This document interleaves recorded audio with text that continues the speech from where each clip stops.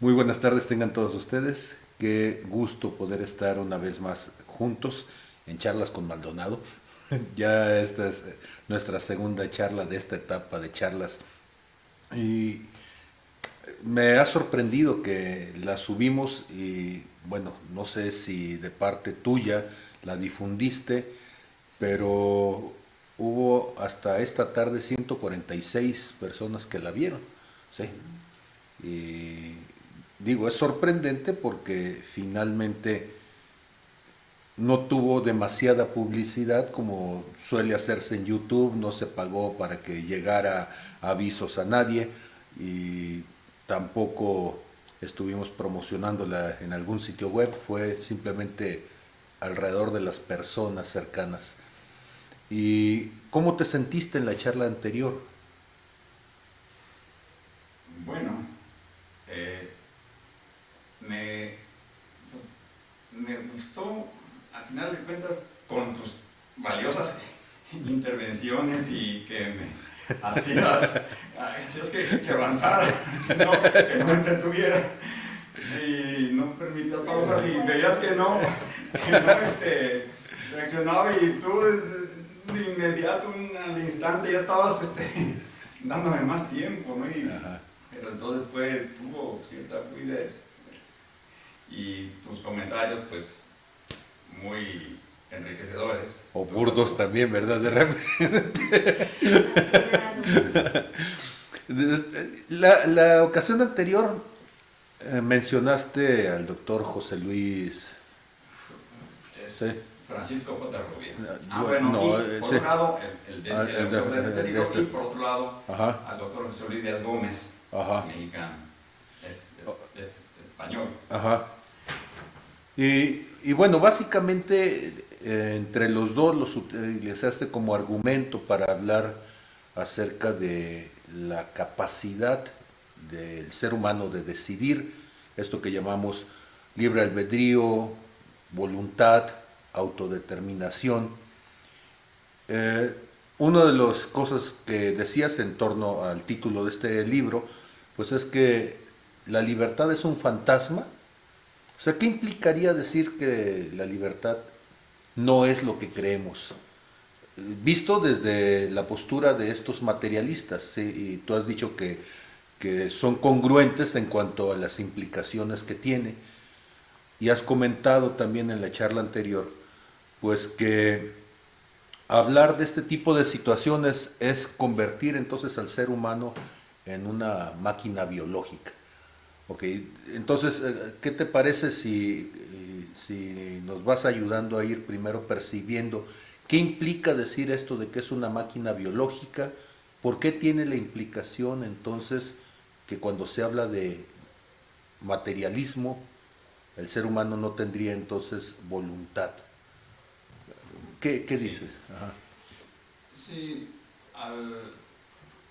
de máquina biológica, o diría la materia en su libro de 1748, El hombre máquina, o más recientemente otro filósofo, Daniel Dennett, es el quien acuña esa expresión de robot orgánico. Ujú. Es un libro que tiene de 1984. Y dice, bueno, si a alguien no le parece este modo de cómo califico, pues háganme el favor de explicarme por qué no les gusta, o sí, ¿verdad? Eso lo dice al final de su libro. Y hay otros, y el doctor José Luis Francisco J. Rubio, él es materialista, digamos, duro, pero muy bien informado en la historia, en la historia del desarrollo de la idea y del debate en torno al libre albedrío y determinismo. Y cuando él habla del fantasma de la libertad, pues bueno, los fantasmas no existen, digamos. Entonces, estaría diciendo, la libertad no existe, es un fantasma. O sea, Ujú. no se puede no se puede, no se puede mostrar, digamos, y más bien las investigaciones recientes más bien tienden a hacer ver que no hay libre albedrío. Pero él dice, por ejemplo, cuando se dice libre albedrío es una ilusión. La gente se escandaliza pensando que es una afirmación absurda, dado el convencimiento que todos tenemos de ser libres.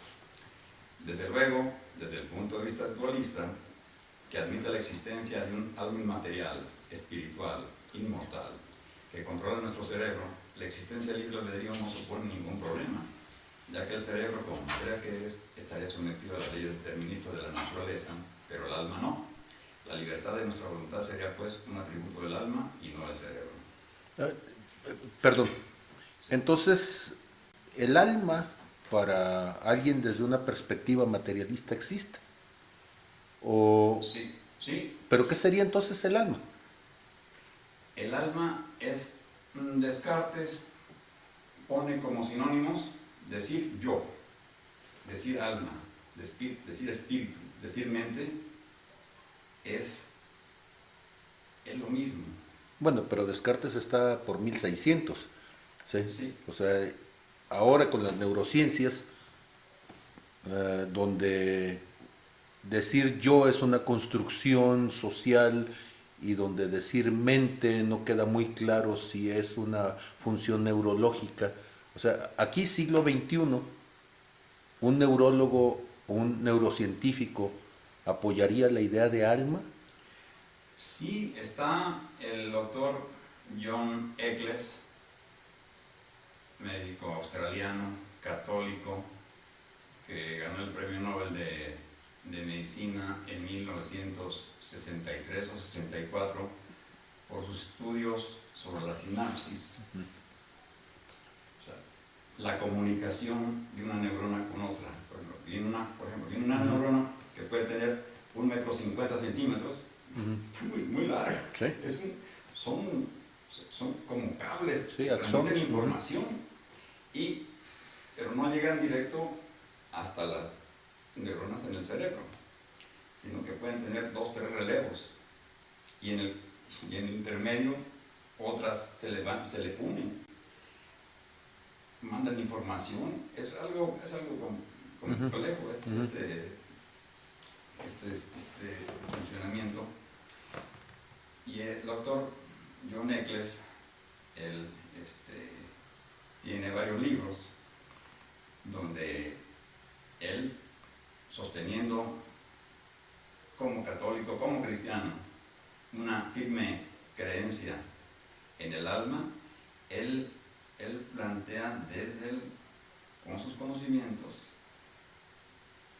cómo podría existir un alma del mundo, el mundo espiritual, digamos,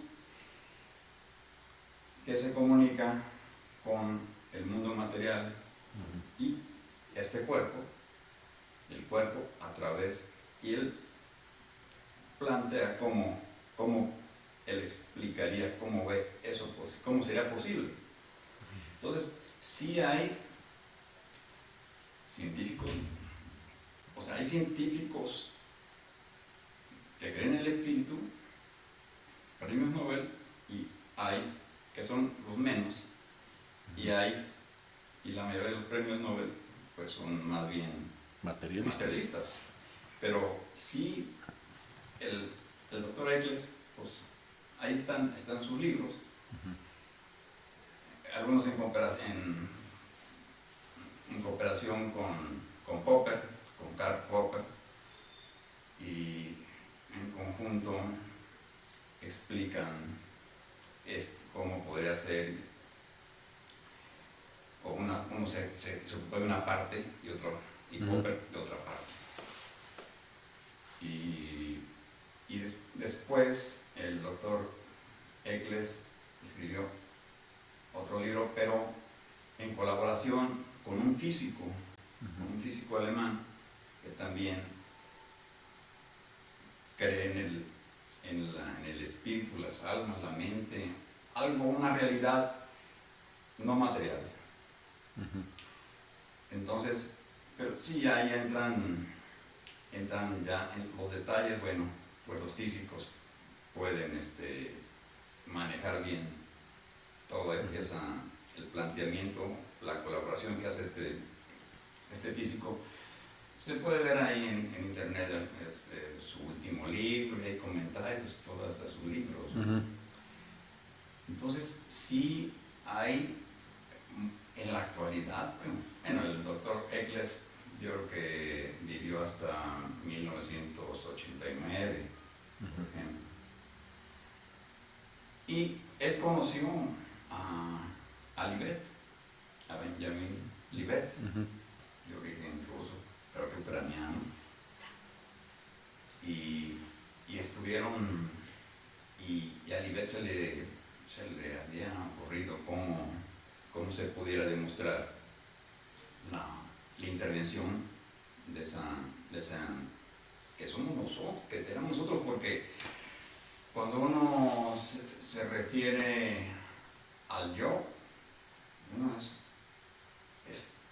uno dice, este es mi cuerpo, por ejemplo. Uno dice, mi cuerpo, mi cabeza, mi cerebro, pero uno tiene la sensación de que uno se comunica a través del cuerpo y uno también tiene un lenguaje también físico, una expresión, un lenguaje corporal, y todo uno se está manifestando en este plano a través de esta ayuda, ¿no? De este vehículo. Es como se maneja en la Biblia, por ejemplo, se habla de espíritu, alma y cuerpo. En otros hay versículos que hablan de espíritu y cuerpo, o alma y cuerpo. Y hay toda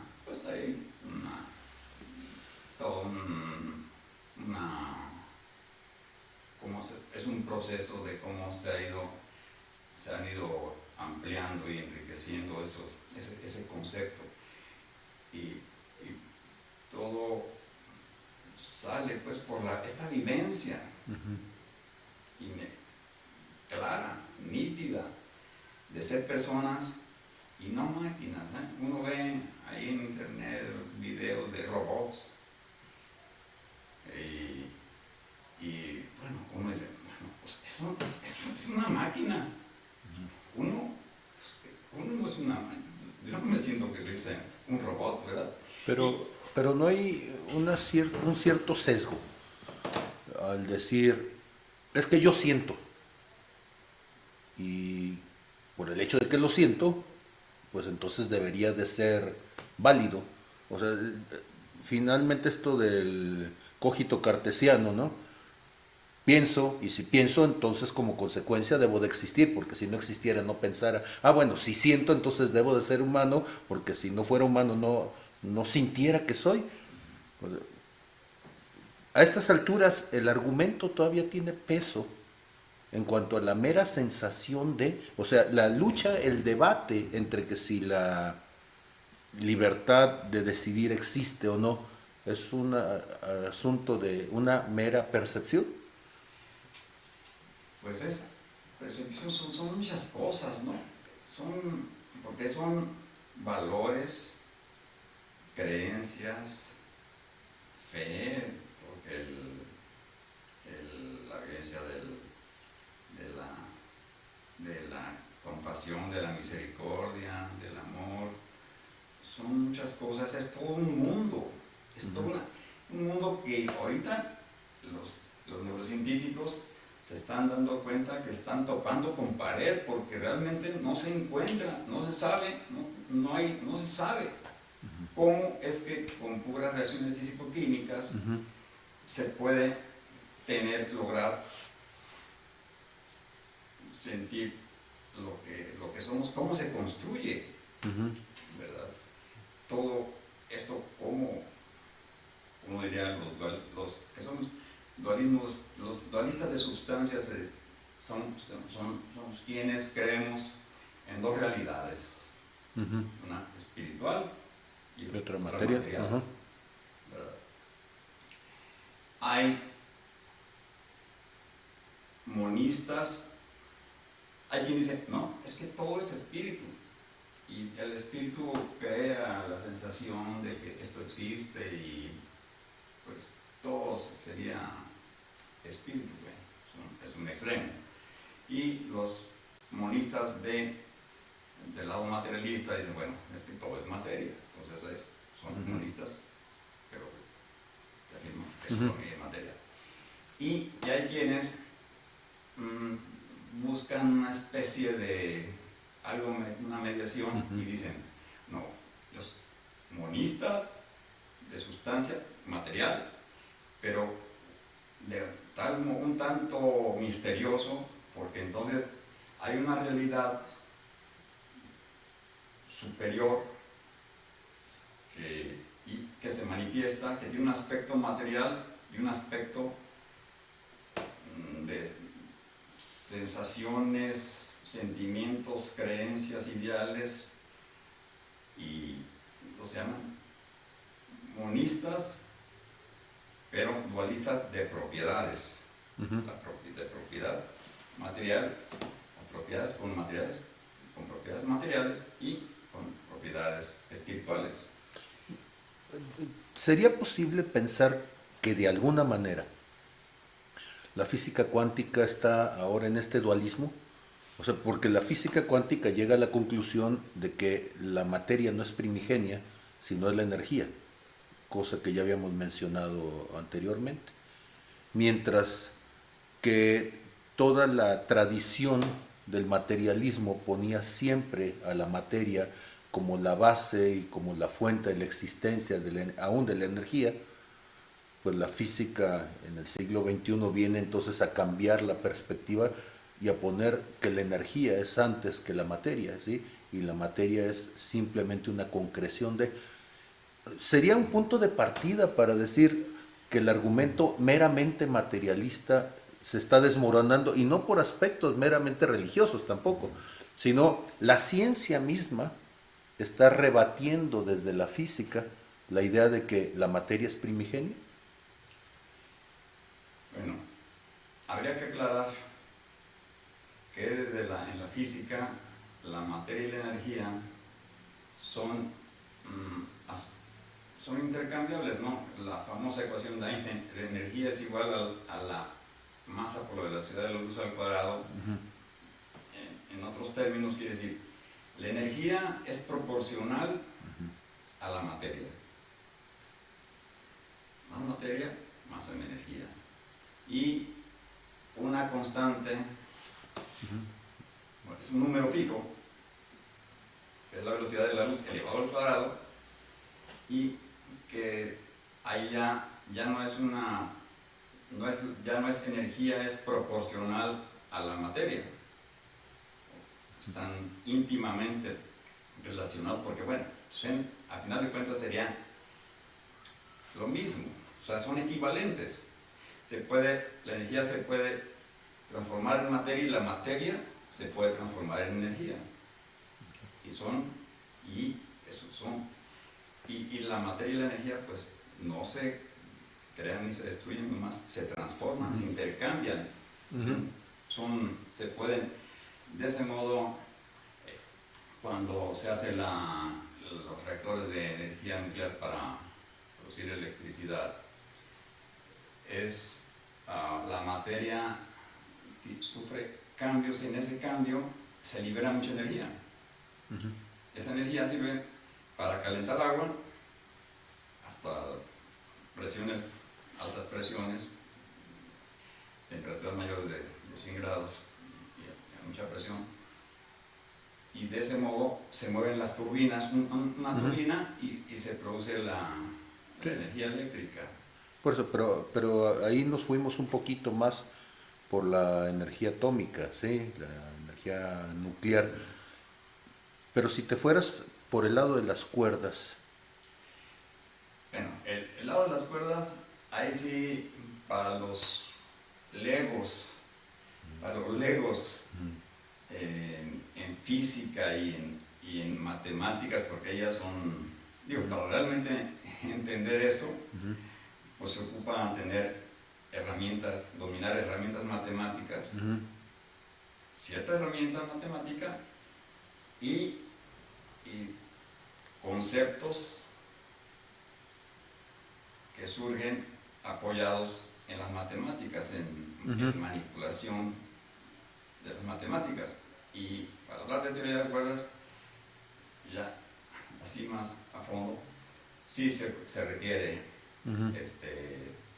que los físicos, los matemáticos, los físicos nos expliquen, y de hecho se encuentra en YouTube exposiciones sobre esto, ¿no? Sí. Hay muchos videos al respecto que tratan y tratan pues en forma amorosa de explicarnos, ¿verdad? Hacernos entender en una forma misericordiosa, una plática de una hora, qué sé yo, Ajá. cómo ven esto, ¿verdad? Pero eso es muy...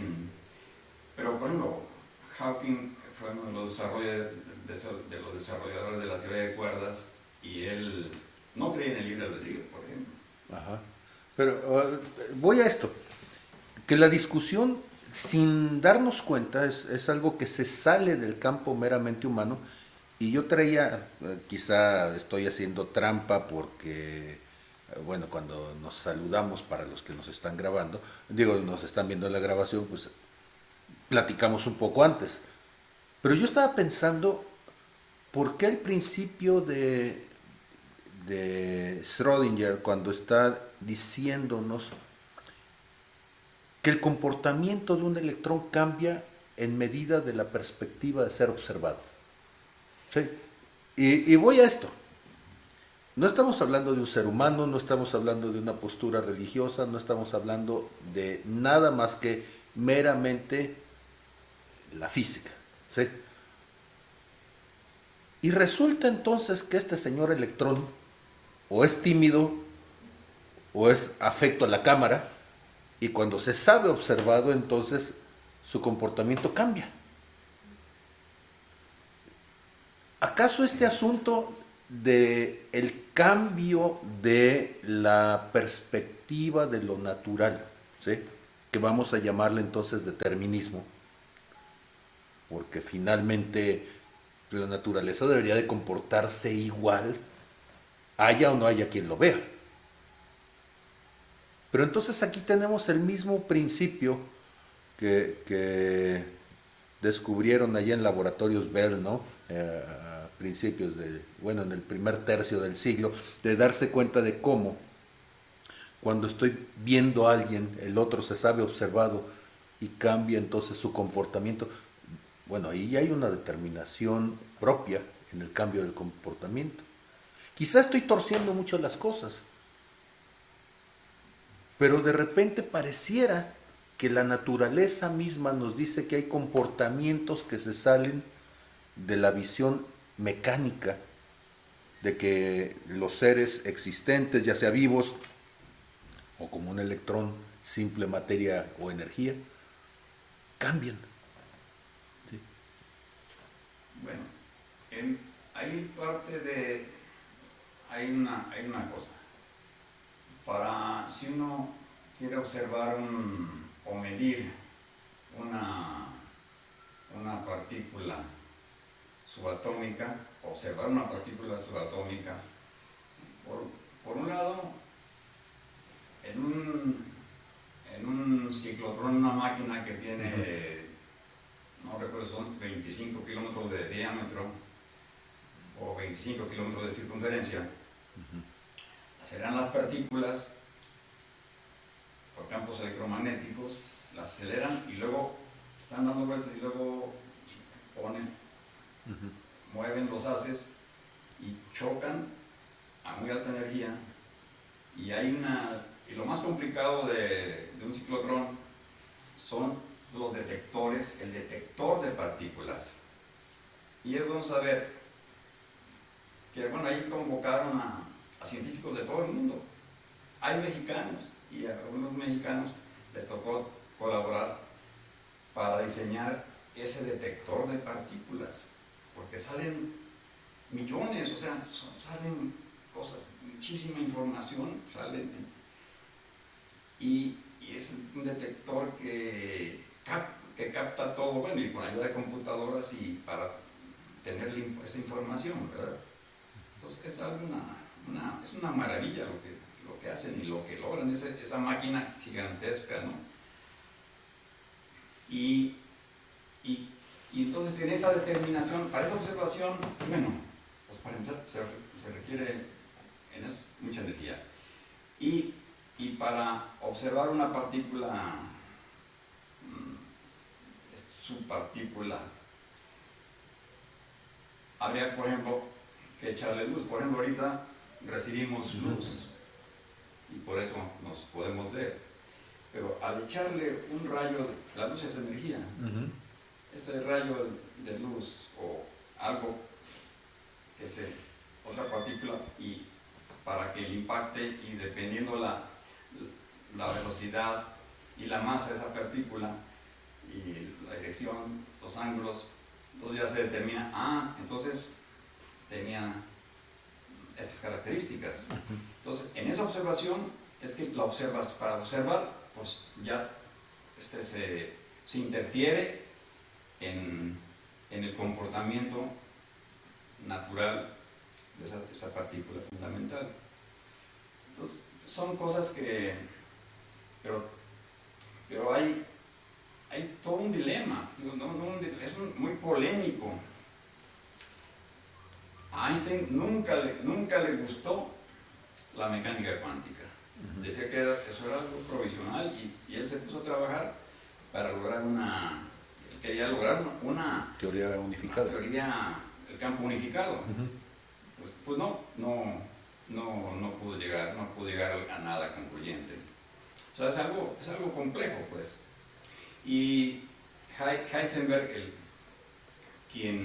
su aportación fue para encontrar, pues, de que no se puede precisar al mismo tiempo exactamente la velocidad y la posición de una partícula. Porque para precisar exactamente dónde está y uno ver dónde está, uno mandó un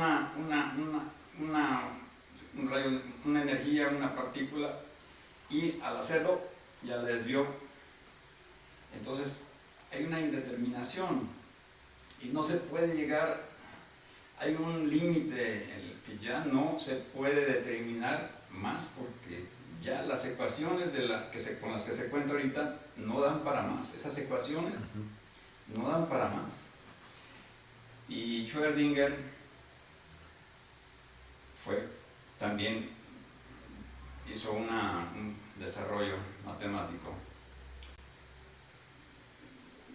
que llegó también a los mismos resultados que Heisenberg. Y Schrödinger en 1944 escribió un libro que se llama Mind and Matter, mente y materia. Y él dice algo así como, a lo que hemos llegado a afirmar que esto de toda nuestra vivencia interior se puede reducir a materia. Pero dice, andamos mal, dice, algo no estamos haciendo bien, algo no anda bien, porque nos estamos anulando.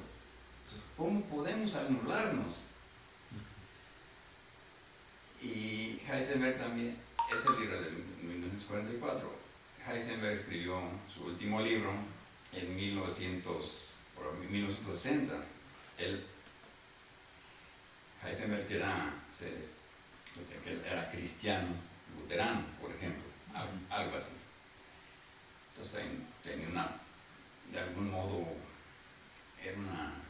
pues sí, él creía en una realidad material que también indescriptible, o sea, que también no la podemos manipular como este micrófono, a un protón, o cosas o objetos. O sea, no nos podemos manipular como a una mesa, una silla, y entonces ahí está el debate, ¿no? Porque es innegable tanto y entendible la perspectiva materialista, y también es innegable la vivencia que tenemos de ser personas. Y entonces ahí está. Se dice, bueno, ¿cómo poder hacer eso?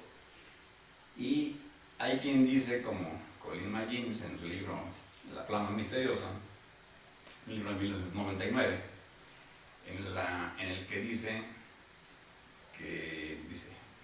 lo que estamos diciendo quienes andamos en las neurociencias o en la filosofía de la mente, otros, pues realmente no estamos diciendo, se nos está escapando la realidad. Se nos escapa una parte de la realidad. Si te tomas una posición materialista, estamos dejando ir una parte muy importante del universo, de la realidad. Pero él es materialista, él es ateo, él se confiesa ateo, materialista y ateo. Y dice, yo creo que nuestro cerebro es incapaz de poder entender quién somos, ¿no? ¿Cómo es esto?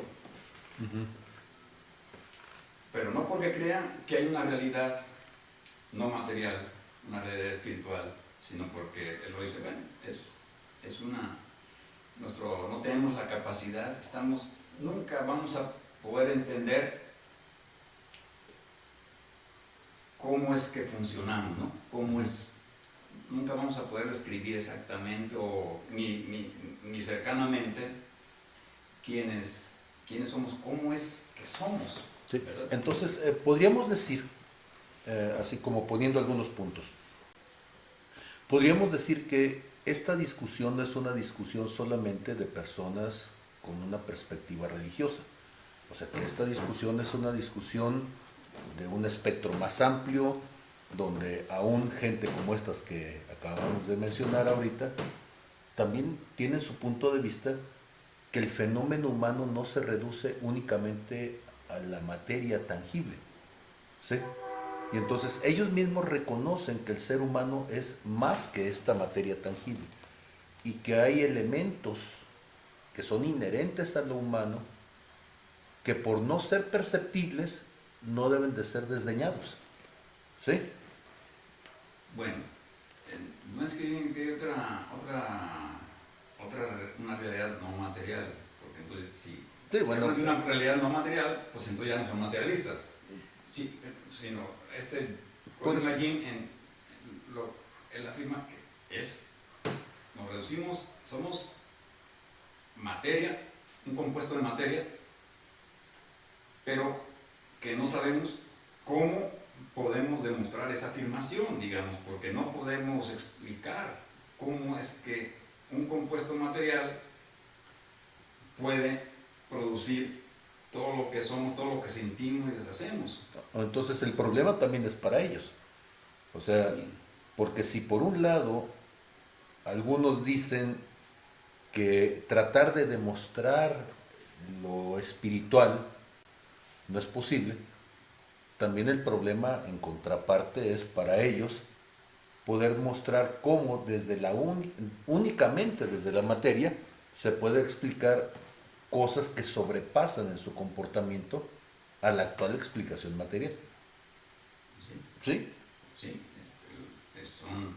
Y hay algunos que creen que saben, pero realmente no saben, o sea, creen que están explicando, que ya sacan un libro y según ellos ya explicaron cómo es, pero pues le está faltando algo de humildad para decir, y de conocimientos para darse cuenta de que realmente no saben. Pero en parte como dijo Platón, pues unos creen que saben, otros saben que no saben. Y yo solo sé que no sé nada, ¿verdad? Bueno. Sócrates, Pero, ¿no? bueno, sí, Ajá. en sus Ajá, diálogos, ajá. en sus diálogos, ¿no? De Ajá. los diálogos de Sí, de Sócrates, Platón que de habla de Sócrates, sí. Entonces, sí, es algo, sí, ahorita se están aclarando muchas cosas, se está llegando es un tiempo, pues, apasionante, Ujú. bonito, porque si hubo un tiempo allá hace 200 años, que alguien como Lamartine pueda sacar un libro del hombre máquina, Ujú. bueno, ahorita ya no es tan fácil, así decirlo así tan, nomás así. Ujú. Ya sería una creencia, ¿no? Ahora, por ejemplo, Rubia, al final de su libro pone como anexo un manifiesto que escribieron neurocientíficos alemanes y alguno de Estados Unidos. Y en ese manifiesto hablan de que sí, es problemático llegar a una conclusión, y dicen casi al final de ese manifiesto de los neurocientíficos, dicen: en cuanto a la concepción de nosotros mismos, viviremos en breve auténticas conmociones. Las humanidades y la neurociencia tendrán que entablar un diálogo intenso para diseñar juntas una nueva imagen del hombre. Ujú. Entonces, en eso estamos. Digo, se están. Quienes queremos que no nos reducimos a la materia, entablamos desde nuestro escritorio, al ir caminando, estamos entablando un diálogo con ellos, ¿no? Estamos tomando en cuenta la perspectiva materialista y la perspectiva espiritualista. Es un diálogo, al final de cuentas, que quienes nos hemos interesado en estos temas, pues debe de llevarnos a un entendimiento mejor. Pero sí, es un problema, o sea, este debate, de hecho este debate pues tiene ya siglos o milenios, porque desde que surgió el materialismo allá unos 600 años antes de Cristo, que los Carvacas en la India decían: solo hay materia, no hay otro mundo, no hay un mundo espiritual, no hay algo sobrenatural, es solamente este mundo. Y acá en Grecia, en forma paralela o con influencia de la India, pues Demócrito y Leucipo y Demócrito llegaron también a la cuestión de los átomos, la creencia que solamente hay átomos.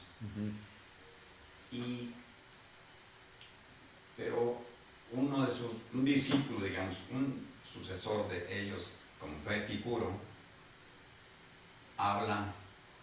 él se dio cuenta que era una cosmovisión nada agradable, porque sus implicaciones eran devastadoras para la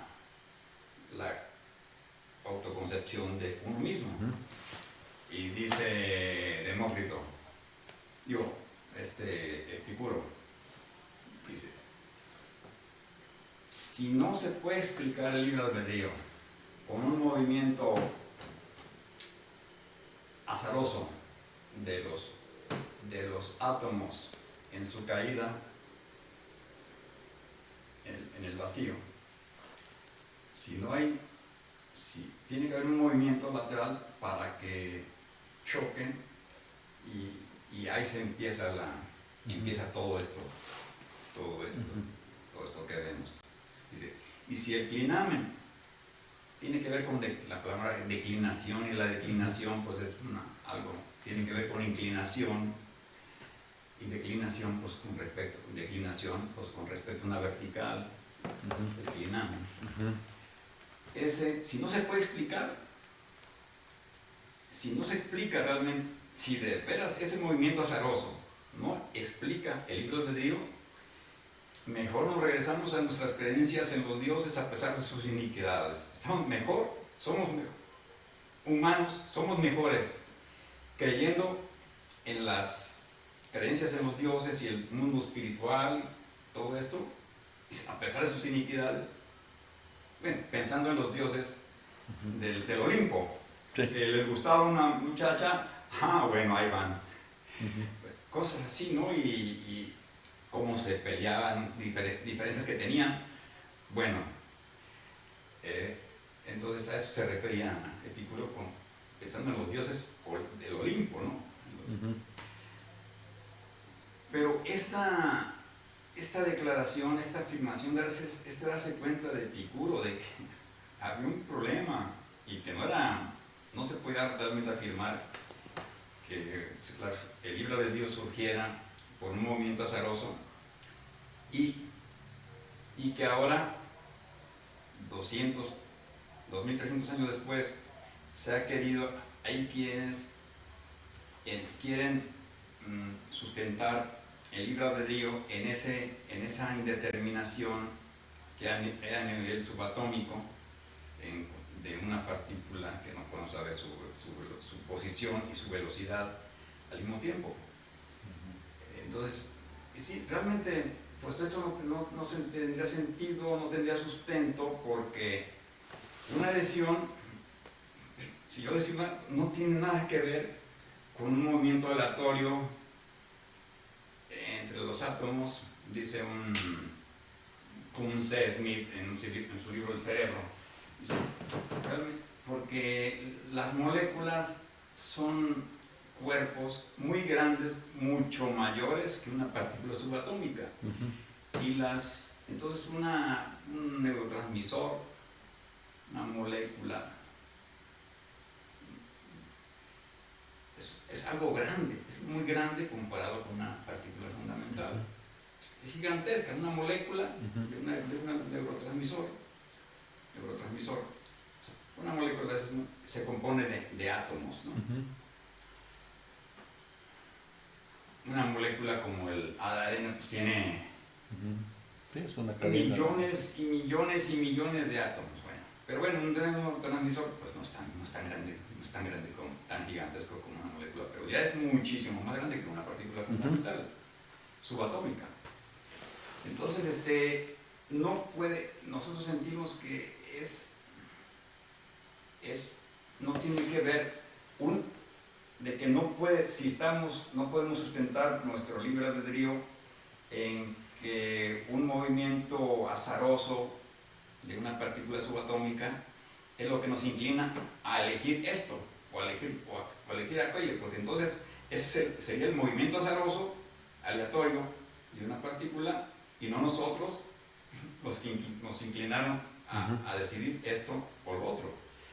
Nosotros decidimos, es un proceso algo mucho más complejo, porque tiene que ver cómo entendemos el mundo, nuestros valores, nuestros propósitos, nuestras metas, nuestros ideales.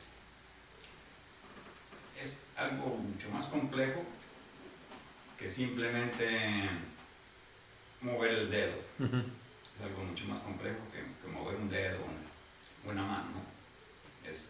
Son de las cosas que dicen quienes no están de acuerdo con que el experimento de Libet eche a tierra nuestra vivencia, nuestra creencia en el libre albedrío.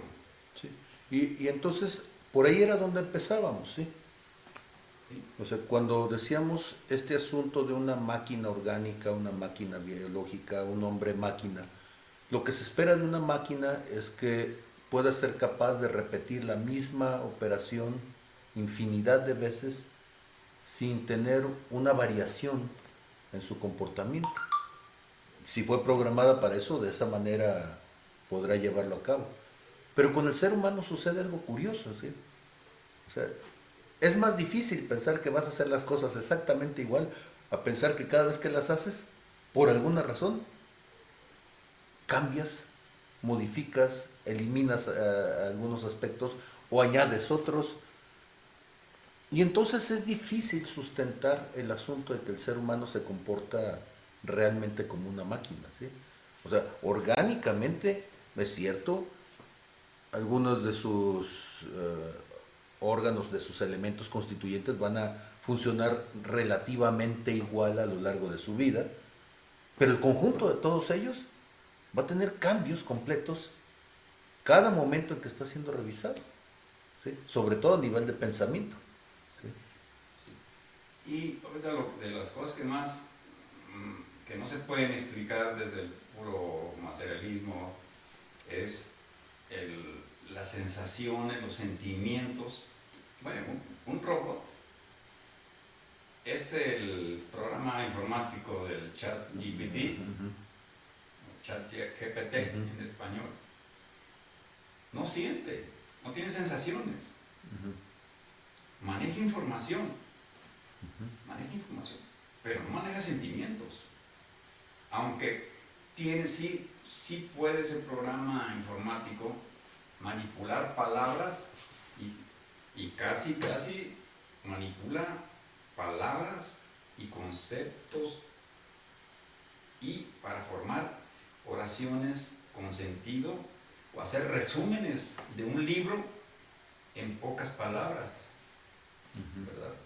Entonces, eso de manejar información como es un nivel más simple, y digo, porque se conoce cómo hacerlo, cómo lograrlo, pero lo que no se conoce, no se sabe, eso de las sensaciones, sentimientos, sensaciones, sentir lo frío, lo calor, ver rojo, ver el verde, ver los colores, los sonidos, la música, o sea,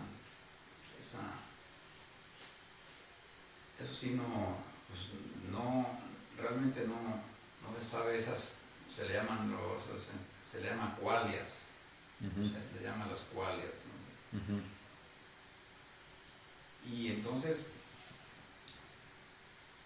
se llega, entonces dicen, entonces es que se nos está lo que pasa es que en el universo está constituido, las partículas, aún las partículas tienen sensaciones, y entonces llega al panpsiquismo, o sea, todo tiene cantidades psíquicas, o psique, pues es alma, psique es espíritu, psique, y entonces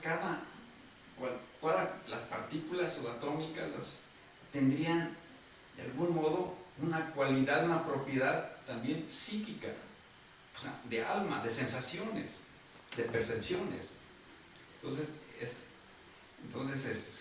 es una de las, se llega a plantear esto del panpsiquismo,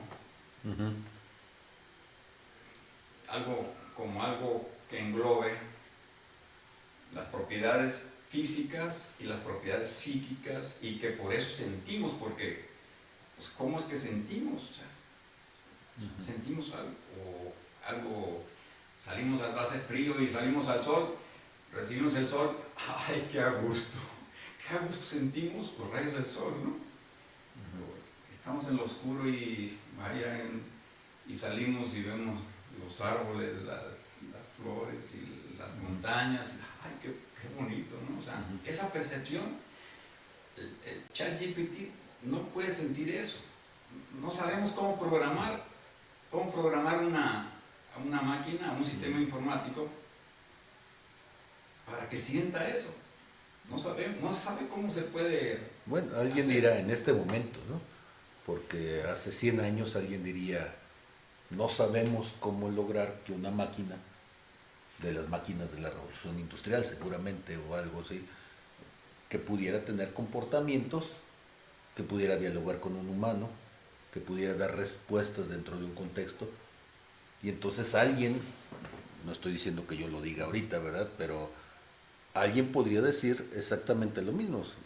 Igual dentro de algunos años, seguramente con la marcha del conocimiento, se podría programar eso, ¿sí? Pero entonces, este ser humano que somos aquí y ahora tenemos un conflicto más fuerte todavía. El asunto ya no solamente es si tenemos voluntad o no. Ahora el asunto es si la voluntad o la percepción del ser humano basta para poder hablar de que su visión de la realidad realmente transforma su condición.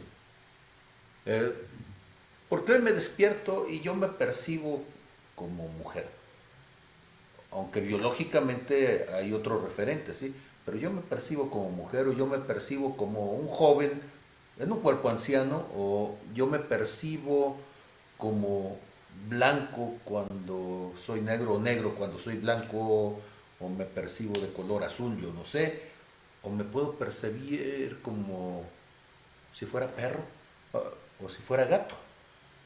O sea, hace años esto hubiera sido un asunto de patologías, ¿verdad? Pero ahora incluso están legislándose para que este ser humano ya no solamente, mientras discutimos si tiene o no tiene voluntad, ahora estamos en el punto de hasta dónde este voluntarismo de percibirse de una cierta forma es suficiente para que aún legalmente tenga implicaciones para cambiar su propia condición de trato social. ¿Sí? Esto le viene a abonar un poquito a este asunto raro de lo que estamos viviendo en este tiempo. Pues sin llegar creo que se puede empezar, es bueno, por lo elemental, desde uno, ¿no? Empezar por la evidencia de uno, de sentirse, de si me siento robot orgánico o me siento persona, porque eso tiene implicaciones, ¿verdad? Si uno se siente, si uno se cree, ¿no?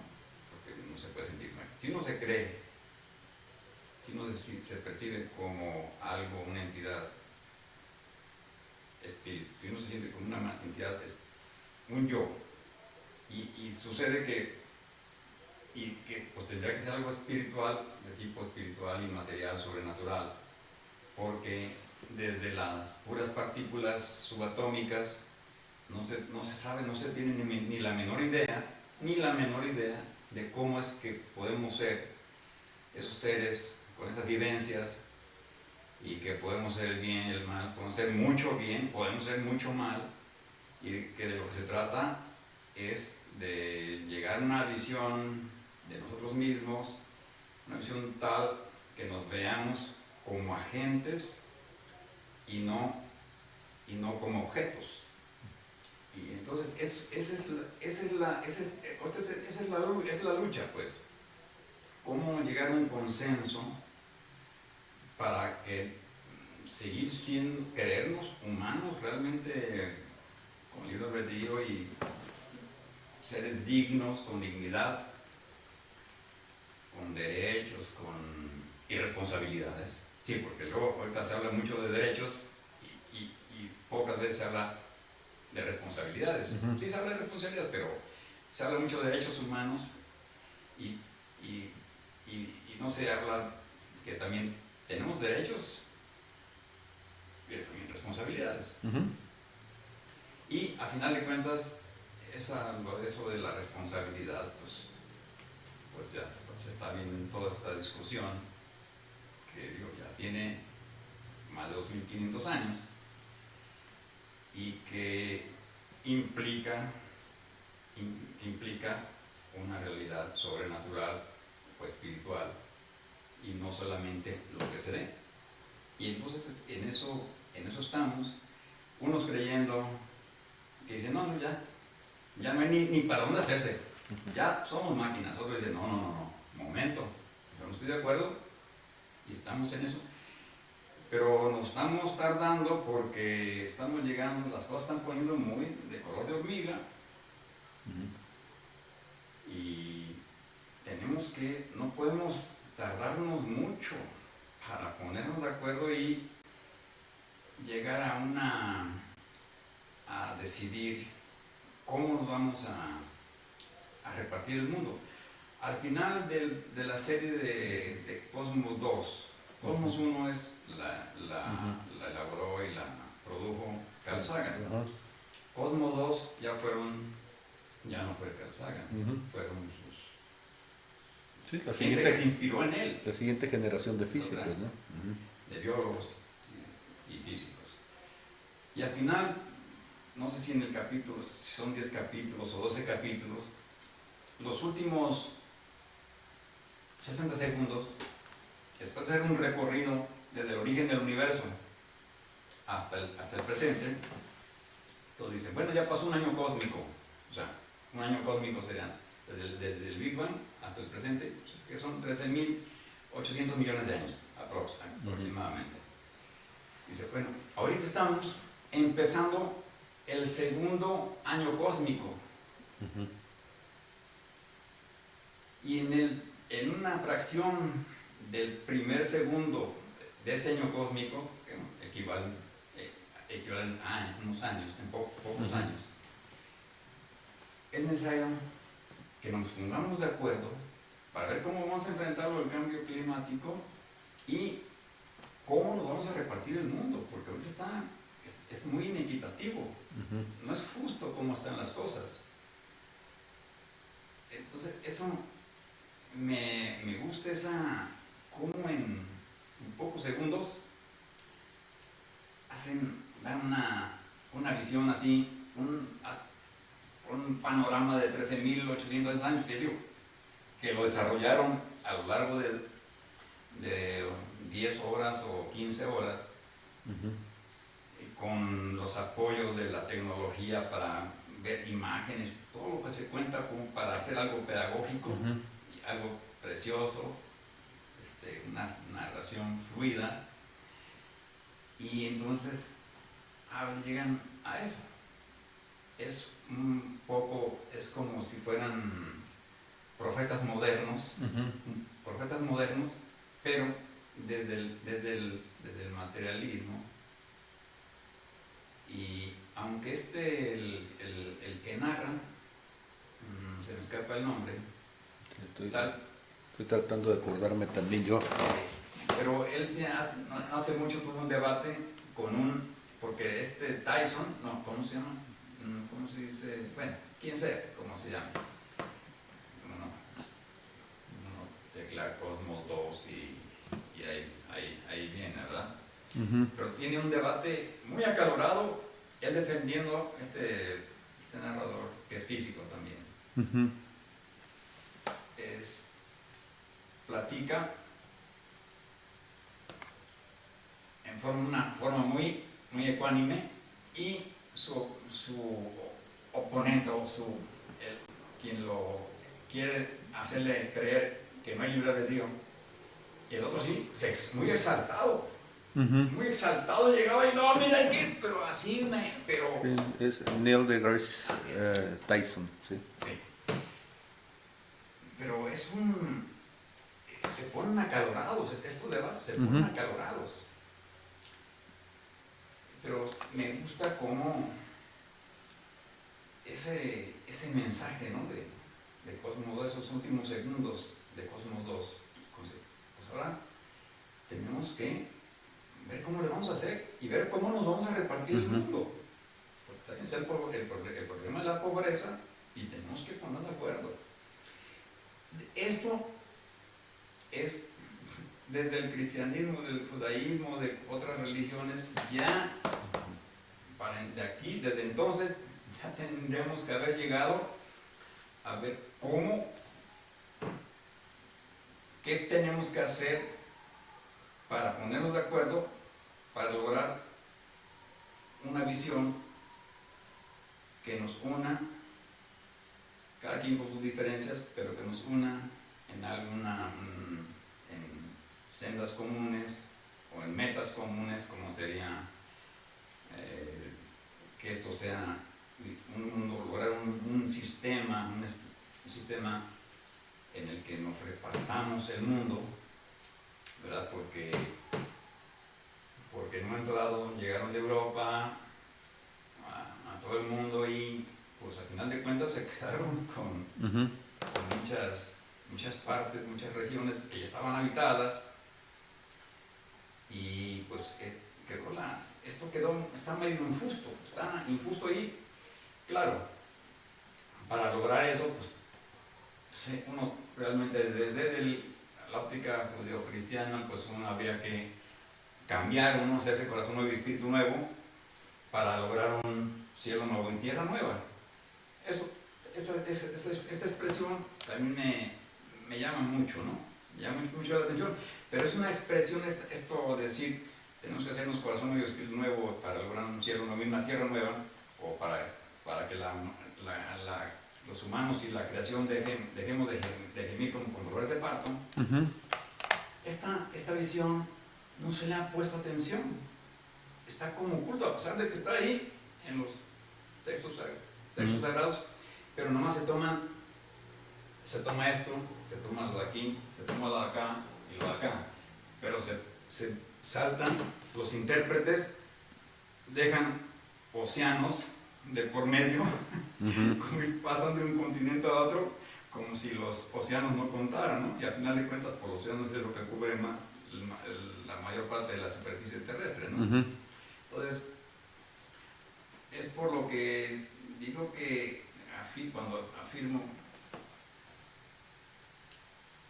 que este problema, estamos metidos en un problema estamos metidos o estamos hechos, detenidos por interpretaciones muy parciales, que no se están tomando todos si se habla de textos religiosos sagrados, no se toman todos los versículos ni todos los capítulos, y por otro lado no se quiere integrar los nuevos conocimientos de la concepción científica del universo.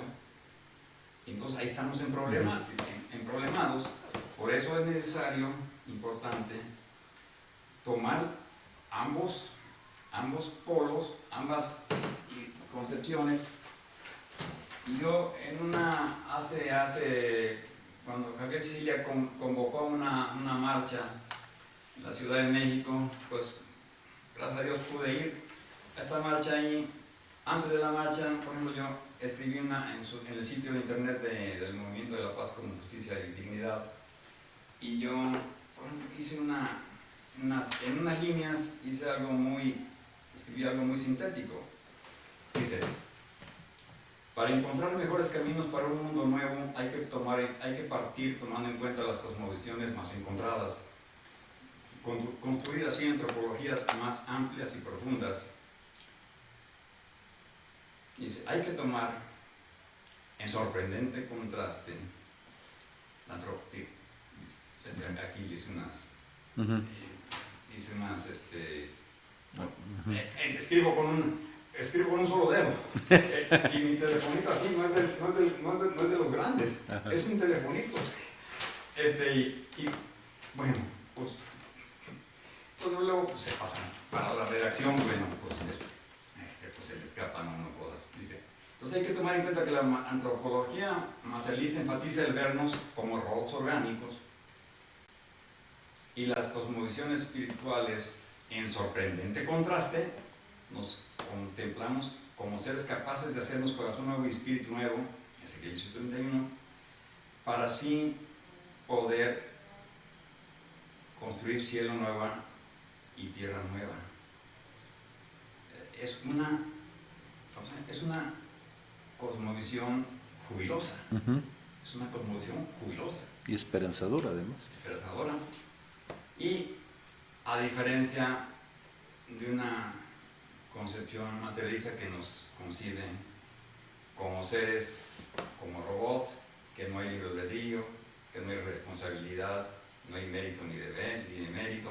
Es una cosmovisión sombría, oscura, nihilista, que nos mata, nos apachurra, ¿verdad? Pero no se ha podido llegar a una cosmovisión que integre de forma armónica, que a final de cuentas tiene forzos, son decisiones que uno debe tomar. Yo no puedo mostrar tal cosa, pero yo decido ser humano. Hay un libro que se llama, de René Dubos, que se llama Elegir ser humano. Me gusta el título. y también toca en algunas partes del libre albedrío y el determinismo. Entonces, sí, uno a final de cuentas, después de estos años, y bueno, ya tengo años pensando así, de que uno tiene que elegir ser humano. Uno tiene que elegir que debemos salir adelante, una conmoción en la que todos los humanos salgamos adelante, en compañía con el mundo natural. Son decisiones. Es un poco como dijo William James, el papá de William James, de Estados Unidos, tenía su renombre y pudo mandar a su hijo William a estudiar a Alemania allá por 1860 y tantos, y pues llega a Alemania y en Alemania estaba un materialismo y un cientificismo muy, muy pesado, un tanto inhumano, en el que se hablaba de que no había libre albedrío. Y entonces William James dice que se empezó a enfermar, se empezó a deprimir, y estando en una cierta desesperación, dice, pues no puedo demostrar el libre albedrío, pero mi primer acto de libre albedrío es creer que sí tengo libre albedrío. Al final de cuentas es una decisión ser humanos, es una decisión que sí puedo decidir, decido que sí decido, y esa decisión ya es una decisión que cada persona debe tomar, si es humana o es una máquina, ¿verdad? Entonces este otro título de René Dubos, francés, que pasó los años finales en una universidad de Estados Unidos. Pues me gusta elegir ser humanos, como es William James, pues decido, mi primer acto de libre albedrío va a ser creer en el libre albedrío.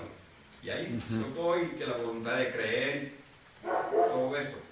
Pero a final de cuentas, es una decisión. Una persona, aunque no tenga estudios, se levanta y toma la decisión de levantarse y córrele, y me arreglo rápido y le corro al trabajo, ¿verdad? Porque si no me corren, ¿verdad? Y decido hacer bien mi trabajo, porque si no lo hago bien, me van a correr. Y si lo hago bien, pues hasta voy a ganar más, me van a ascender, ¿no? Voy a tener otro sueldo mejor. Al final de cuentas, son decisiones que cualquier persona toma en su vida, aunque no sepa ni de filosofía, ni de ciencia, ni nada, son decisiones que uno toma. Entonces, cuando, como dice Rubia, el doctor Rubia, que esto de que no hay libre albedrío es como una carga de fondo, o un misil, un torpedo que le pega a un árbol, a un barco abajo de la línea de flotación, y que por tanto lo hunde, ¿verdad?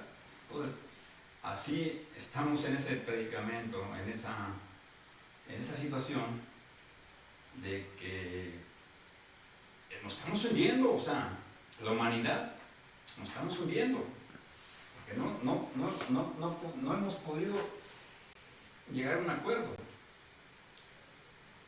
Y entonces urge, pues ya hace 2000 años, o sea, porque la creación, los humanos y la creación estamos gimiendo como con dolores de parto, o sea, ¿desde cuándo estamos? Pero desde antes, desde hace 4000, 10000, 100,000 años, bueno, antes no era tan crítica la cosa, porque pues tenían todo el mundo no había propietarios, llegaban y estaba todo deshabitado, ¿no?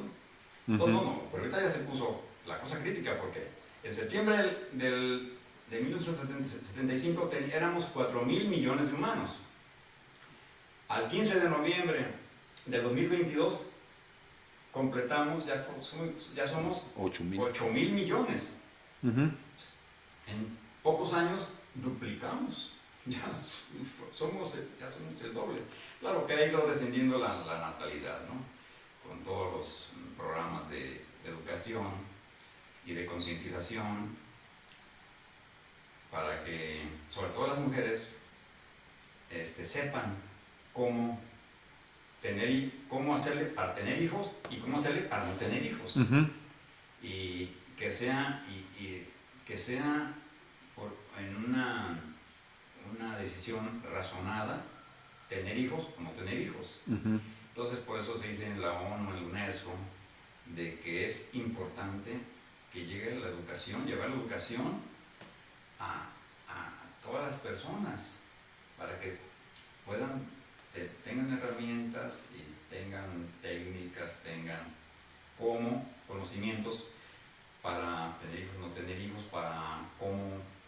para estudiar lo que les gusta, y así, y así, en una forma, con educación y con buena voluntad, entre todos, pues construir, cambiar, porque si uno no cambia, pues el mundo no cambia, ¿no? Y así, pues, de eso se trata, pues llegar a ese consenso, una comprensión, pero se ocupa a saber cómo, se ocupa más tiempo para hacer una narración de cómo es la historia del materialismo, cómo es la historia del espiritualismo, pero son cosas que se pueden enseñar en las escuelas, a los niños desde chicos se les puede ir enseñando, y en la secundaria, en la preparatoria y todo esto, y que sean conscientes de que estamos en problemas y que aunque se solucione esto, va a ser cada generación y cada persona, a final de cuentas, tiene que tomar es decisión de cada persona, seguir adelante o decir, ya me cansé. Sí. Esto no le hallo ni pie ni cabeza, ya me cansé y yo hasta aquí llego, ¿no? No es, de alguna manera, como una especie de carrera, de desarrollo que ha llevado al ser humano a dispararse en un pie. ¿Sí? O más arriba del pie. O más arriba del pie. O unos 70 del pie. Sí, en la cabeza. Ahora, ¿a qué voy con esto? Que las implicaciones que tiene, sí, o sea, si tomamos las frases que decías hace un momento de Neil deGrasse Tyson, ¿sí? En esto de Cosmos 2. Tenemos que ponernos de acuerdo. Ah, bueno, el simple hecho de hablar de ponernos de acuerdo implica una decisión, ¿no? ¿Cómo nos vamos a repartir? Y una vez más, implica una decisión sobre un argumento de las posibles consecuencias de no hacerlo. Todo eso rompe el determinismo. Y entonces no estamos, insisto en este punto, ¿sí? Porque la urgencia ya en este momento no es por pensar que nos vamos a ir al cielo, aunque por supuesto que los que estamos aquí tenemos una visión espiritual de las cosas. Pero la urgencia que estamos escuchando en esta gente es por el futuro de la especie, aún dentro de la condición más cotidiana, más material posible, ¿sí? Entonces estamos hablando del cuidado del planeta, estamos hablando de la extinción de las especies, estamos hablando de calentamiento global, estamos hablando del empoderamiento de pocos sobre la posibilidad de muchos para subsistir. Y en todo eso, lo que está en el trasfondo es el asunto de una toma de decisión. Y esa toma de decisión entonces urge que el argumento, finalmente, por eso digo que es como dispararse a uno mismo, en el momento en el que el ser humano diga no podemos decidir, no tenemos libre albedrío, lo que está diciendo es no podemos hacer nada ante la situación que viene. Sí.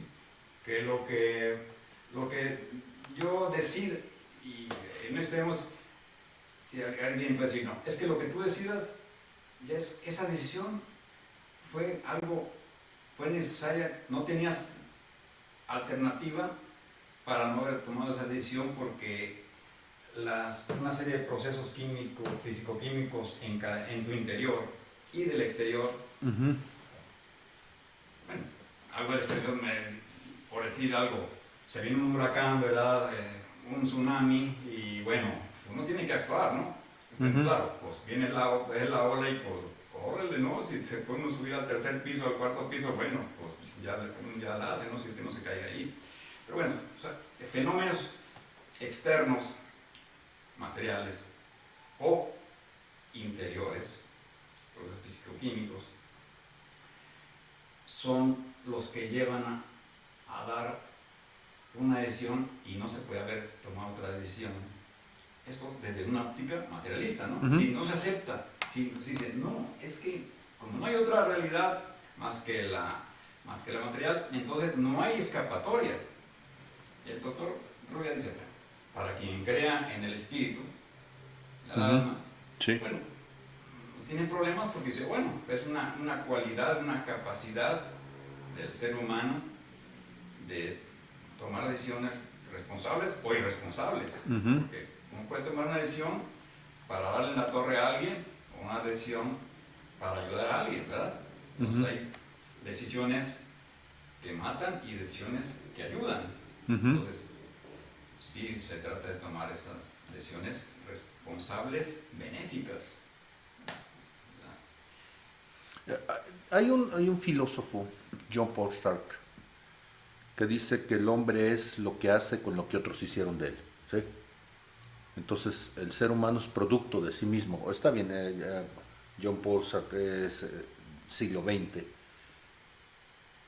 pero finalmente la palabra de Dios nos enseña que el hombre se convirtió en el producto de su propia decisión. ¿Sí?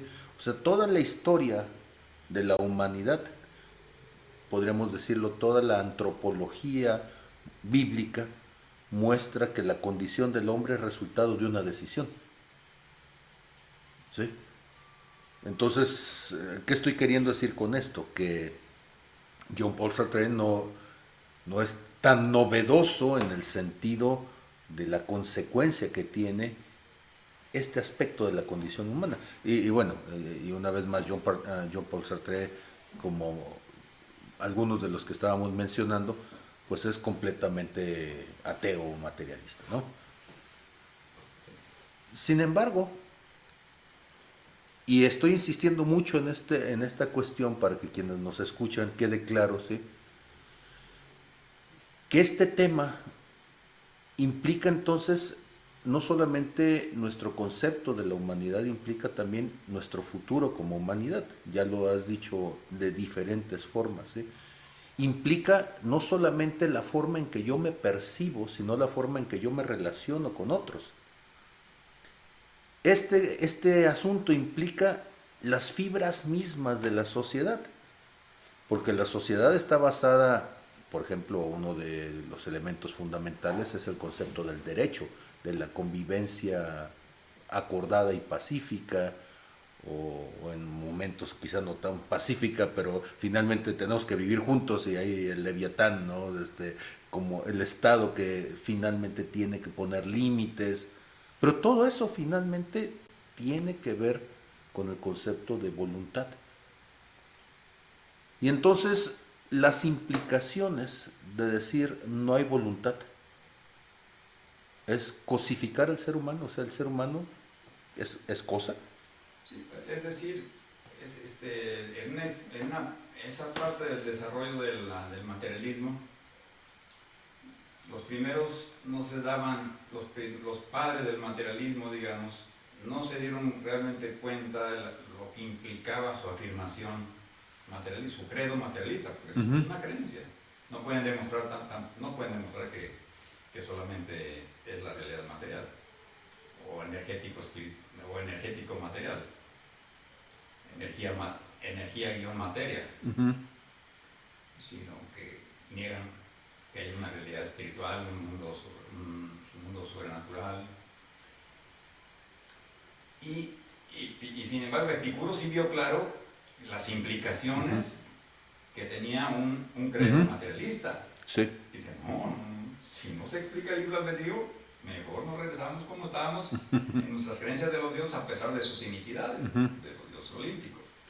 Bueno, y también a veces en la Biblia hay algunas narraciones que dicen, híjole, qué barbaridad. Ajá. Que uno dice, pero ¿cómo pudo? Por ejemplo, en Job dice, llega ahí le dice Dios al Satán, dice, ¿ya viste mi siervo Job? Qué buena onda es, qué persona tan ejemplar. Y dice Satán, no, pues sí, pues tiene todo, tiene riqueza, familia, hijos, todo, tiene todo lo bueno de la vida, nada malo de la vida. Dice, bueno, mira, haz lo que quieras, nomás no lo mates. Bueno, a mí esa afirmación, dice, híjole, si fuera real esa afirmación, pues yo no creería en ese Dios, ¿no? No podría, porque un Dios es por definición un ser bueno, no es un Dios malevolente, se contradice, un Dios malevolente no es un Dios, es un demonio, ¿verdad? Un ser malevolente, no es un Dios, es un demonio. Entonces,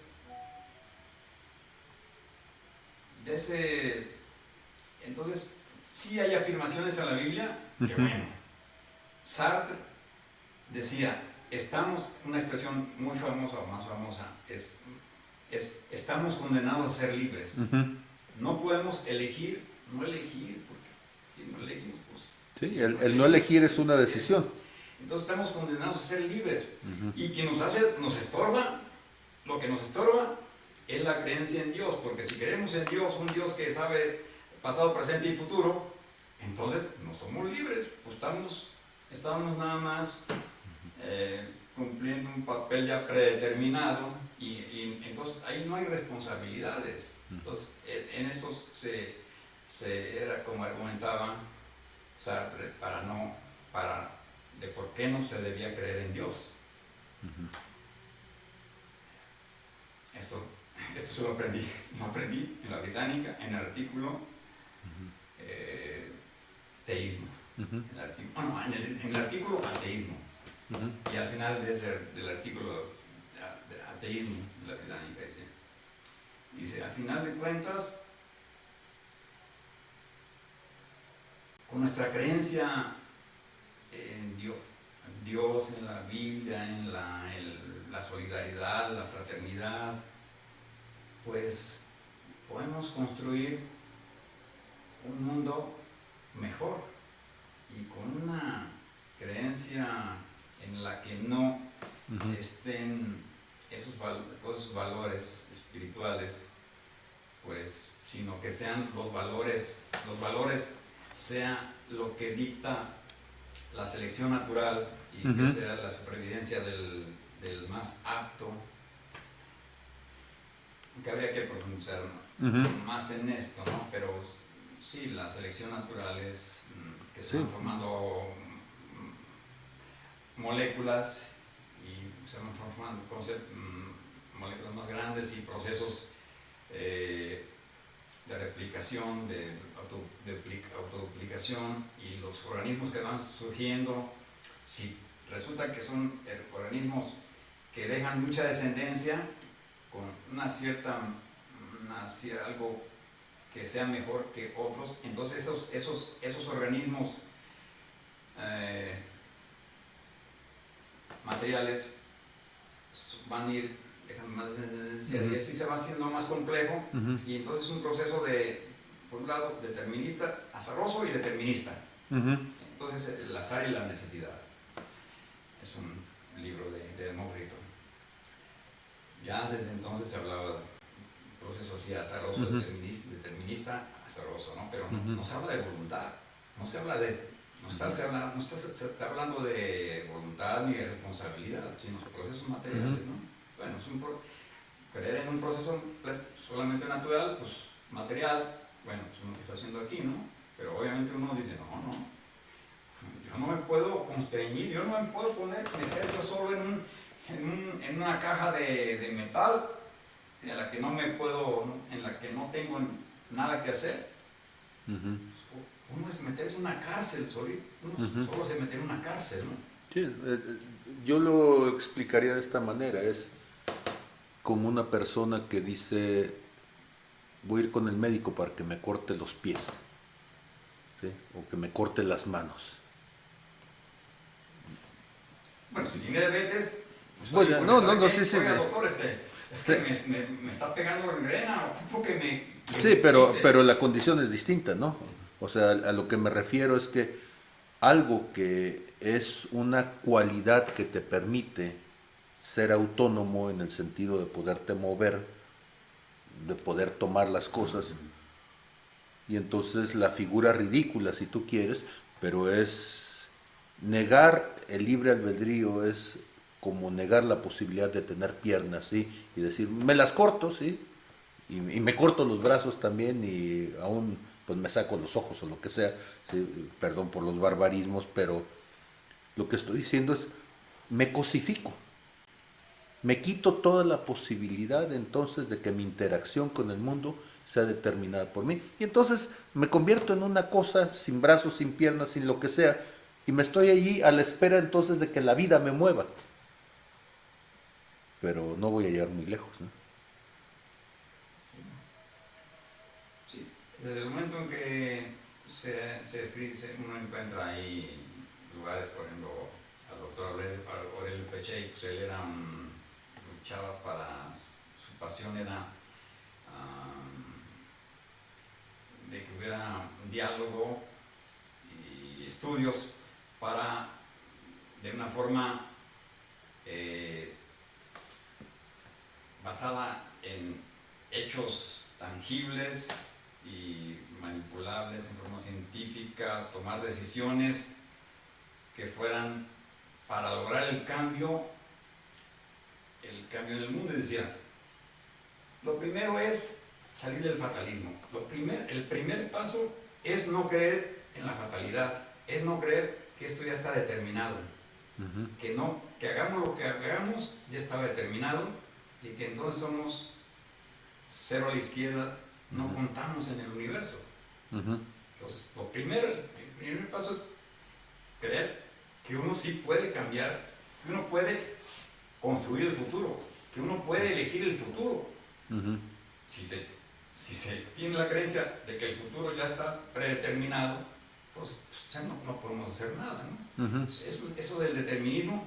Entonces, regresamos a Sartre, él dice, es que no puedo creer en Dios porque si creo en Dios, un Dios omnipotente, omnisapiente y que sabe el pasado, presente y futuro y que solamente se hace nada más su voluntad, entonces pues uno se ata solo, ¿no? Uno se ata. Pero esa creencia, entonces quiere decir que esa creencia de pertenecer al mismo reino ontológico, al mismo nivel de realidad en que podemos tomar decisiones y cambiar el futuro. En un lado podemos arrepentirnos y pedir perdón por algo que hicimos y cambiar y construir un mejor futuro conjuntamente con todos y hacer un mundo habitable y no seguir degradando el mundo como lo estamos haciendo, degradando a personas, tomando personas como si fueran cosas y utilizarlas como escalones o para nuestro beneficio, abusar de personas o maltratarlas para fines egoístas, ¿verdad? Entonces, algo comenté en la charla pasada es que hay un artículo que se llama el gran Dios, the big God and the little gods, con minúsculas. Dice, es que nosotros nos estamos poniendo, como si fuéramos dioses, o sea, decir que tenemos libre albedrío, que podemos elegir el futuro, nos estamos poniendo a nivel de dioses. Y no somos dioses, ya estamos diciendo, ya llevamos muchas decenas y varios siglos diciendo que solamente somos procesos materiales y que estas ideas de creernos seres que podemos incidir en el universo y cambiar el presente, desde el presente, elegir el futuro y ponernos metas y para llegar a ese futuro, así como a llegar a la luna, dijo, en 9 años, en 10 años, llegamos a la luna. Y bueno, sí, se pusieron y tanta, pues se llegó a la luna. ¿Verdad? Entonces, de lo que se trataría en el presente, un plan de ese tipo, pero para construir otro mundo, para reconstruirnos, hacernos corazón nuevo y espíritu nuevo, circuncidarnos el corazón, porque la circuncisión del corazón tiene que ver con la bendición a todas las naciones. O sea, eso es la circuncisión del corazón, todo lo que implica, ¿no? Y los cambios que hay que hacer internamente y la comprensión que tenemos que tener para que seamos de bendición a todas las naciones en colaboración con Dios. Y son cosas que no se dicen, pues, ¿cómo es posible que estos versículos de lo que implica la circuncisión del corazón, lo que implica el corazón nuevo y espíritu nuevo, que tiene que ver, va relacionado con hacer cielo nuevo y tierra nueva, que tiene que ver con el restablecimiento del paraíso, dejar para que la creación ya no siga gimiendo como con dolores de parto, porque nosotros estamos abusando de los seres no humanos, los tomamos como si fueran cosas, los tratamos como si fueran cosas, los tenemos en cárceles y luego en un infierno llamado rastros, y los comemos y los tratamos de forma de misericordia, ¿verdad? Entonces, y eso a los animales, pero a los humanos en un estado hasta peor. A veces los humanos tratan a otros humanos peor que animales, ¿verdad? En forma de misericordia. Entonces, los textos religiosos nos dan hay esa perspectiva, ¿no? Me gustaría terminar de leer, que son unas cuantas líneas, ver cómo en una forma breve se pueden decir muchas cosas. Entonces estamos hablando de que la antropología materialista pues más bien nos corta las alas, ¿verdad? Y una cosmovisión espiritual pues trata como seres que podemos hacernos corazón nuevo y espíritu nuevo para lograr un cielo nuevo, una tierra nueva. Dice, así construiremos modos de vida afines, hacernos corazón nuevo y espíritu nuevo, y así podemos tener la posibilidad de construir la fraternidad universal en lugar de la misericordia y selección natural. Sí y solo si cada uno trabajamos en hacernos corazón nuevo y espíritu nuevo. Esto es una selección o una decisión de solidaridad universal para lograr seres de bendición para todos los pueblos sobre la tierra, en vez de ser como hasta la fecha de maldición para todos los pueblos sobre la tierra. Este es el tipo de enseñanza que hemos perdido de vista, pero que ahora podemos rescatarlas. Son modos de entender la realidad más humanas, más luminosas y comprensivas. Es posible que haya la oportunidad del próximo sábado 25 de enero de 2020, de momentos de compartir nuevos modos de entender y ver y sentir y de transformar la realidad. Quiero creer que sí vale la pena viajar desde Tepic y desde más lejos a la Ciudad de México a esta significativa marcha por la verdad, la justicia y para así poder construir la paz. Espero una respuesta por parte del movimiento por la paz con justicia y dignidad. Un fuerte abrazo. Y al final, después de la marcha, unos días después, Cecilia dio un comunicado de cómo había sido la marcha, y yo entonces ya puse también como asistente de COFIA, que fue en la marcha y que estuve en la marcha, y sí, ya desarrollé esto un poco más. Voy a tomar unos pocos minutitos para ver esto fueron de 11 líneas, 11 renglones, acá son 30 renglones, pero cómo sí se pueden hacer, transmitir visiones en forma rápida, ¿no? Vamos a ver, corre el cronómetro. Dice, el 4 de febrero de 2020. Pude viajar desde Tepic, Nayarit, para acompañar a la caminata por la verdad, justicia y paz, aunque sea el 25 y 26 de enero. Fue una bendición. Unas reflexiones sobre nuestro lado terrible, violento, egoísta, miope, etc. Desde la explosión cámbrica hace 535 millones de años, cuando en forma aceleradísima surgieron los primeros organismos pluricelulares muy complejos. Hemos vivido en un inmenso rastro de infierno, matándonos y retragándonos unos a otros. Ha habido unas 5 extinciones masivas por causas climáticas o por meteoritos. Con la aparición de los humanos, entre comillas, empeoró la violencia. Hemos inventado formas infernales para causar dolor inenarrable a los de otra tribu o nación. Desollamiento, empalamiento, crucifixión. Antes de Cristo ya se habían crucificado unas 12.000 sufridas personas. Cientos de espantosas carnicerías llamadas guerras de conquista, de rapiña, de saqueo, etc. No sabemos de producirlas. Hay soluciones posibles. Creo firmemente que si logramos visualizarnos a través de los miles y cientos de millones de años, desde la historia desde la perspectiva amplia de una historia de la historia de las religiones y de la filosofía y del arte y de la literatura y de las ciencias duras y de las ciencias sociales y las humanidades, podemos hacer un diagnóstico más certero de cómo llegamos a este estado tan terrible en el que nos encontramos y a posibles soluciones mucho más de fondo y de muchísimo más alcance, que incluya a humanos y no humanos. Va un breve esbozo. Desde una cosmovisión fisicalista o materialista, todo esto es inevitable. Es más, todo lo que ha ocurrido, ocurre o ocurrirá es fruto de fuerzas materiales y el azar. A los humanos seríamos robots orgánicos. Lo que sentimos, pensamos, imaginamos y hacemos es producto de procesos físico-químicos, sean procesos de replicación genética o procesos neuronales. La nítida percepción de ser personas con capacidad de hacer el bien y el mal sería una ilusión. Solo seríamos robots orgánicos, surgidos por medio de ciegos procesos físico-químicos determinísticos y azarosos y por selección natural. Procesos darwinianos. Seríamos seres ilusorios, el nihilismo absoluto, el sinsentido y sin significado absoluto.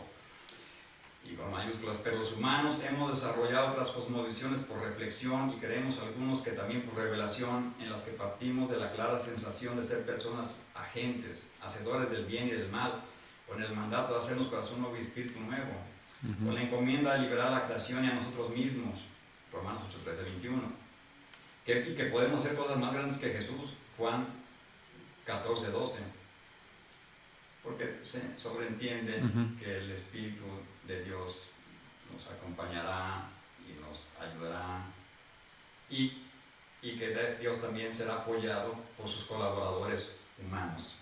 O sea, somos colaboradores de Dios y colaboramos con Dios y Dios colabora con nosotros.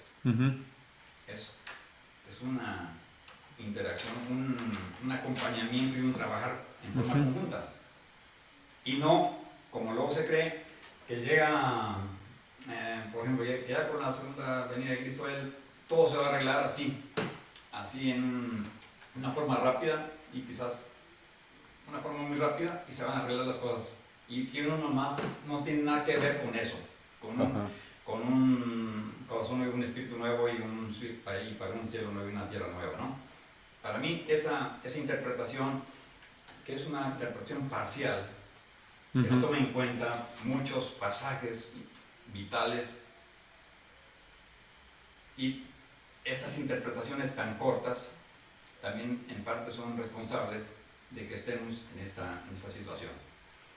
Dice, es extremadamente importante hacer notar que en la revelación bíblica es fundamental la crítica de Dios a sí mismo y al mismo tiempo el muy severo juicio que hace Jeremías a Dios por el dolorosísimo e insufrible problema del mal.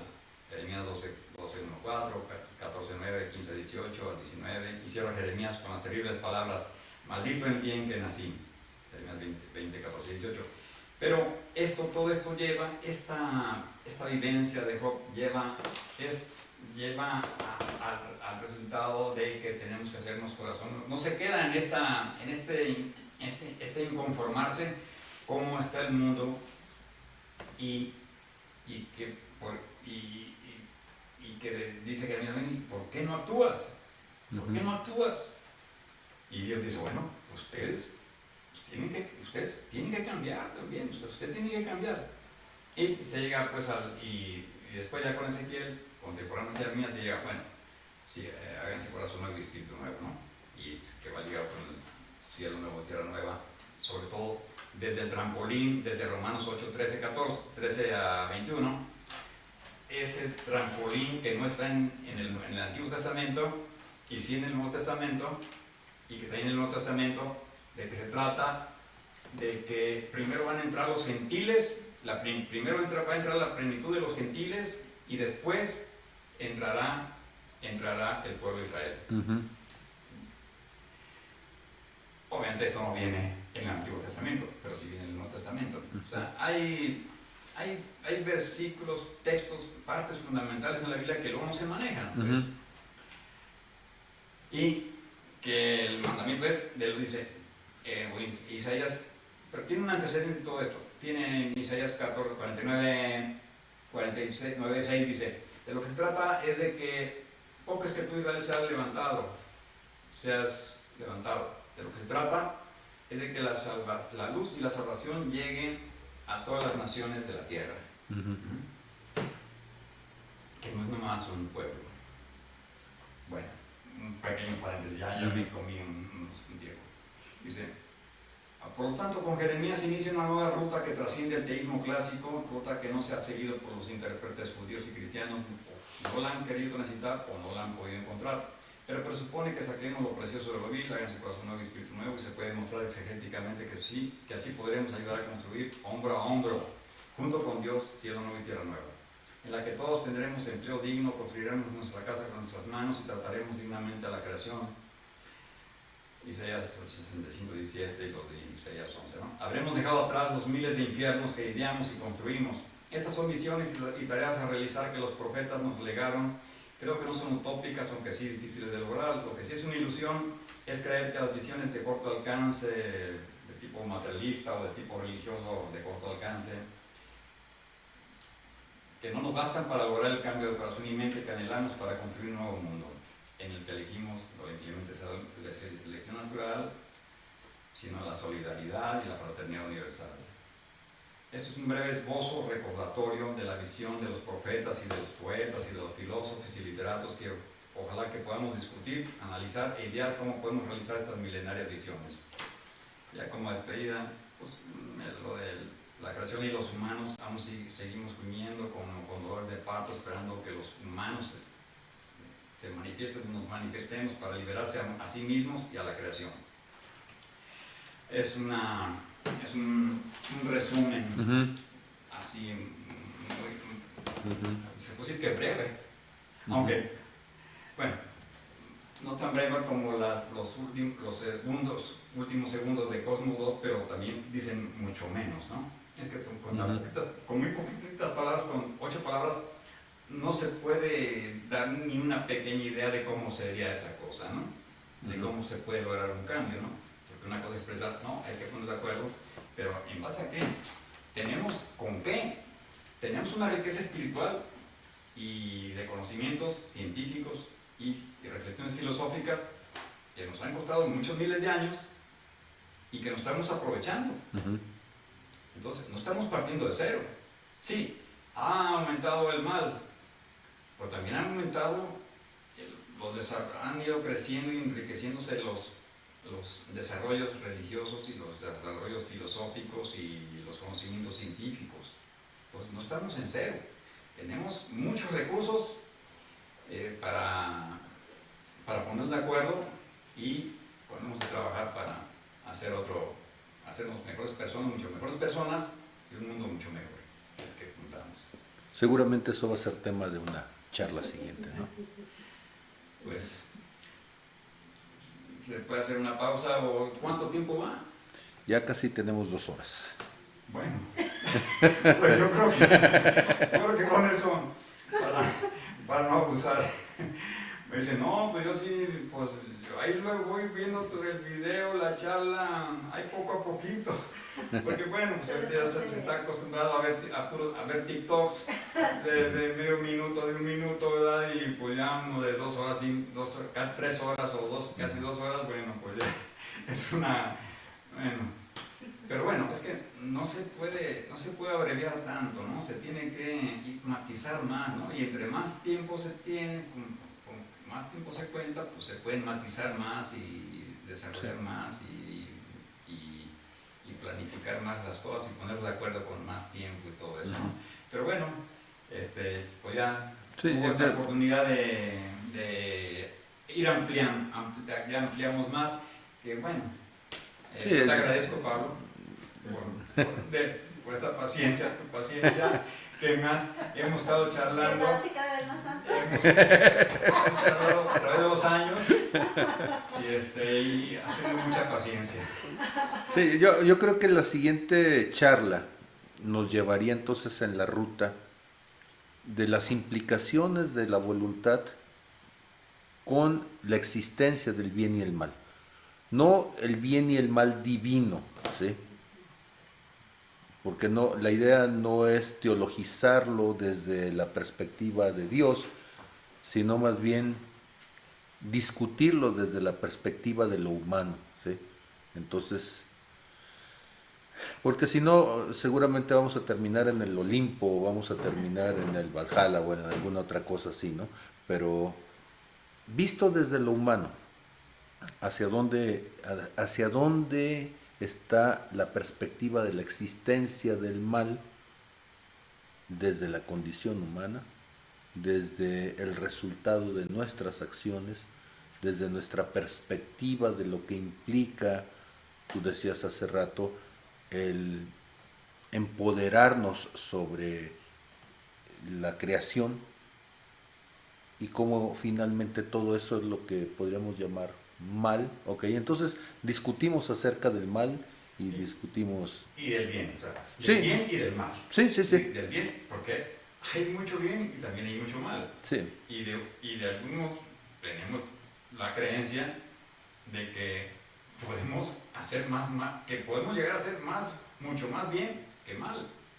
Y poder salir adelante y que podemos mejorar mucho y no quedarnos como estamos, sino que podemos ir creciendo y creciendo y creciendo, siendo mejores personas, ¿no? Pues Claro, es un proceso que no es fácil. Aquí en Redime es interesante, me gusta mucho el trabajo que lleva Pablo y todos los hermanos que lo apoyan y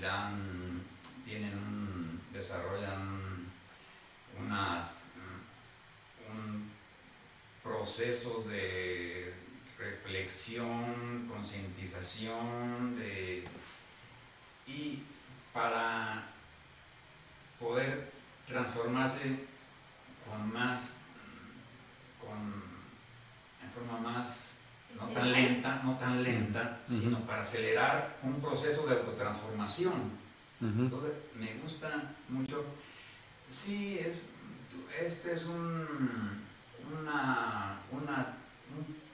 proceso que nos viene desde allá de California, un pastor Sanford, algo así, recuerdo. Y es muy interesante el trabajo que se hace aquí en esta iglesia y en otras iglesias para esa transformación, ese proceso para ir dejando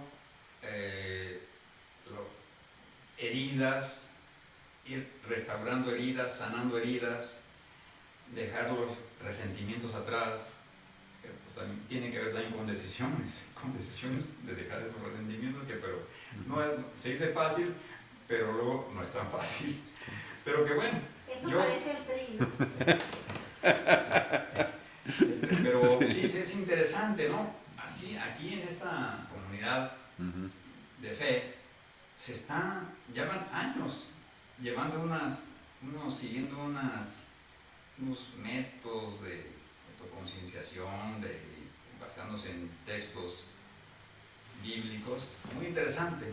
Entonces, eso sí, así, hablar del mal, sí, pero también del bien, Sí. y hablar de cómo desarrollar algo más, ¿no? De estos procesos para hacerse corazón nuevo, espíritu nuevo, ¿no? Que, pues, sí hay yo creo que en muchos lados, desde religiones, desde la psicología, desde la filosofía, desde las ciencias, porque desde científicamente hay ciertas técnicas que ayudan a ver las cosas de otro modo. Pero en fin, hay muchas aproximaciones para lograr cambiar, dejar lastres que no nos dejan caminar, o nos impiden caminar, estorbos que tenemos, y que aquí saben mucho, aquí Pablo y en su comunidad y en otras iglesias también saben mucho, y seguramente pues también en la India saben también mucho de esto, y así, en cada tradición los huicholes aquí hablan de un corazón, hacerse un corazón de carne. En fin, cada cultura, han trabajado sobre esto, ¿no? De cómo cambiar. Entonces sí. Y podemos tratar eso u otro tema que se nos ocurre. Sí. Algo podemos ver. No, creo que se les vayan a ocurrir cosas. Casi no, ¿verdad? Otros temas, ¿verdad? Sí, o sea, la idea de alguna forma es ir orientando este asunto a que quienes nos logren escuchar y que tengan la valentía de llegar hasta este punto de la grabación, pues puedan entender la trascendencia a nivel personal. O sea, cuando hablamos de estas cosas, la gente dice, es que la filosofía o la teología es para desobligados, ¿no? Pero los temas, cuando tú los encarnas y cuando tú los llevas a tu propia trascendencia como persona, te transformas. Entonces el asunto de poder entender cómo lo deseable forma parte de lo decisorio. Si yo no tomo la decisión hacia lo deseable, o incluso si no tomo la decisión para evitar lo indeseable, esto llega, ¿sí? Y la trascendencia del ser humano implica el tomar como válida la capacidad de decidir. Entonces, una y otra vez estamos llegando a eso, ¿sí? Y lo que queremos es irlo desarmando para que de una u otra forma quienes nos escuchen lo puedan apropiar y lo dejen de ver tan en las nubes, tan intangible, y lo vean en su propio contexto, ¿no? Hacia allá va, entonces, poco a poco, para que tenga un corpus más o menos sólido. Sí. Ok, pues estamos muy agradecidos a los valientes que llegaron hasta acá, ¿sí? Y pues nos estamos viendo y escuchando en la próxima charla con Raúl, ¿sí? Entonces, gracias. Con Pablo. Muy bien, hasta luego y gracias.